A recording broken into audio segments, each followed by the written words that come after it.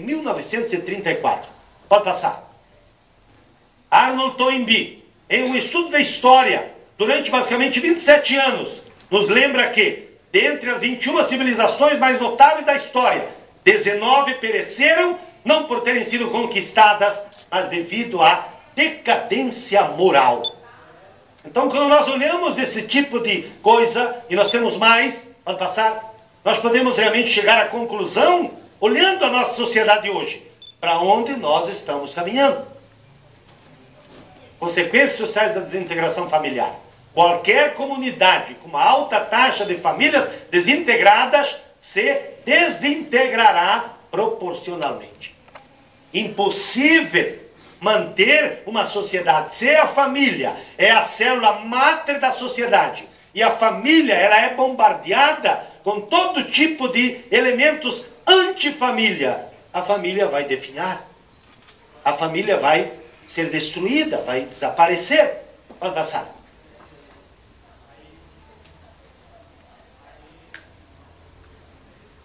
Em 1956, o sociólogo de Harvard, Peter Sorokin, escreveu: esta revolução sexual é tão importante quanto a mais dramática revolução político ou econômica.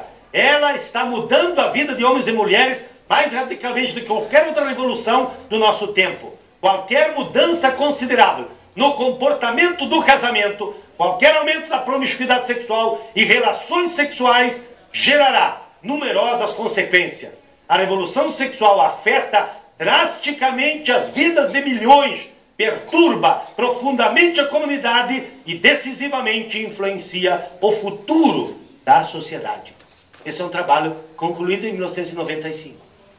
Não tem nenhuma diferença a preocupação desse pesquisador da preocupação daquele pesquisador do começo do século passado. E essa é a realidade daquilo que nós estamos confrontando hoje. Nós estamos vendo os frutos de uma revolução sexual. Pode passar. A revolução sexual, ao invés de libertar, escravizou, feriu e matou o ser humano. Considere algumas das mudanças e seus custos. Nos últimos 50 anos, uma cultura de casamento foi substituída por uma cultura de divórcio. As taxas de atividade sexual dos adolescentes, ilegitimidades e aborto, todas dispararam. A incidência de doenças sexualmente transmissíveis aumentou, como também a ocorrência de estupro e agressão sexual. É estatística. É só olhar as estatísticas em todas as partes do mundo. Pode passar.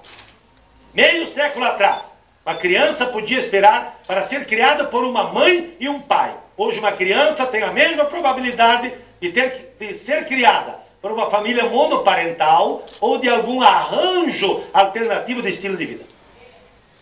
Todo mundo sabe que Deus, o Criador, Ele colocou um homem e uma mulher para cuidar de uma criança, porque o amor do homem e da mulher, os cuidados, o carinho, a forma de tratamento que um pai e uma mãe têm em relação ao filho são totalmente distintas, mas elas são complementares.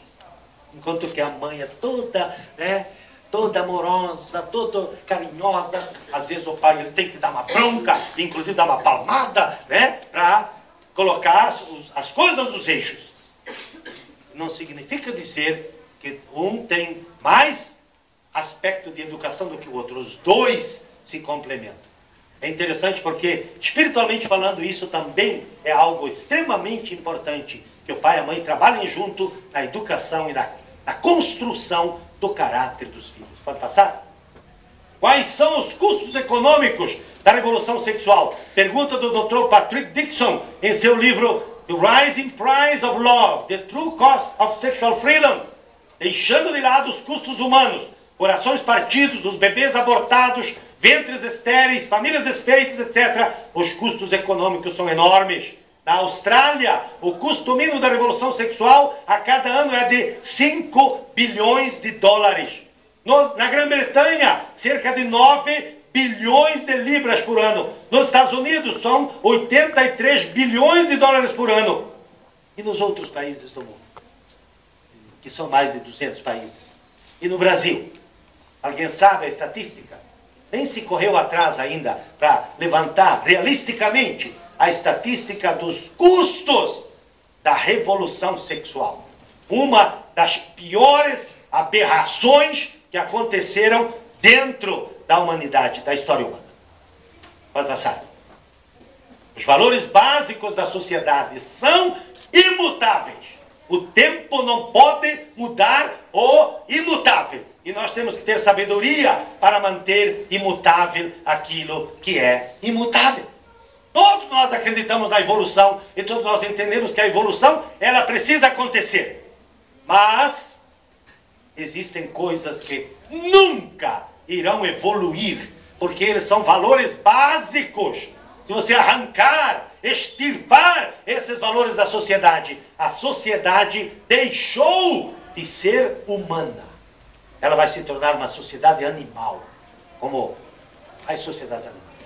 Então, autodisciplina, responsabilidade, lealdade, cooperação, respeito, ética, amor, honestidade, justiça, caráter, fidelidade, liberdade, enfim, esses elementos todos, eles têm uma estrutura aonde eles são criados, aonde eles são desenvolvidos, aonde eles são projetados para dentro da sociedade.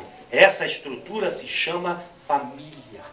Aí é o lugar onde todas as boas virtudes vão crescer e se desenvolver e se alastrar para dentro da sociedade. Pode passar. A família, portanto, é uma escola de amor. Se nutrir o coração e o caráter daqueles que compõem a família for um lugar de treinamento para as relações humanas. Pode passar. A família é a escola de ética se contiver as bases das normas sociais. Pode passar.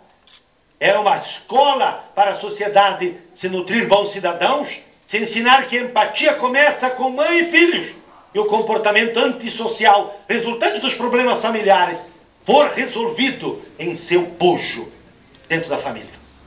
Porque tudo aquilo que eu vi, também a minha formação é na área do direito, e visitei muitas cadeias, e tudo o que eu vi é que ali não se corrige um ser humano.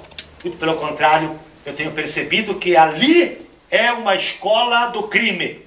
A pessoa entrou ali, às vezes, até mais ou menos, dava até para dar um jeito, se tivesse sido utilizado um outro método. Mas ali dentro, na escola do crime, a pessoa saiu de lá refinada na arte do crime. Pode passar. A família é uma escola do êxito quando famílias estáveis propiciam a criação de riqueza. As habilidades de relacionamento influenciam numa melhor atuação no trabalho. Então, é o contexto familiar que também ajuda ao progresso, ao desenvolvimento econômico e à solução da miséria que nós encontramos dentro da sociedade. Pode passar. A família é a pedra angular da civilização. A família é a instituição criadora da cultura por excelência. Se você colocar de lado a família e quiser criar uma cultura sem a família, aquela cultura será uma cultura deficiente. Será uma cultura estranha, porque você retirou dela um dos elementos mais importantes daquela sociedade.